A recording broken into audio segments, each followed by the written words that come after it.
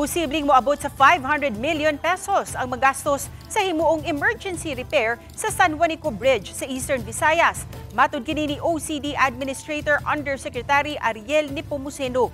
Dugang niya, gitun-an pa sa gobyerno kung mamahimong sa Disaster Risk Reduction Management Fund kuhaon ang maong budget alang sa pag-allocate sa DPWH sa funds alang sa planned repair.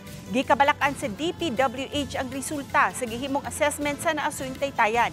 Ug isip precautionary measure, temporary unang gidid-an ang mga sakyanan nga adunay gibugaton nga lagpas sa 3 tons nga molabang sa 2.16 kilometer bridge. Mamahimo nilang gamiton ang roll-on, roll-off o RoRo vessel sa mga pantalan sa Tacloban, Calbayog, Catbalogan, Biliran, Ormoc, Maginoo, Maasin, Naval, Palumpon, Kalubian ug Villaba.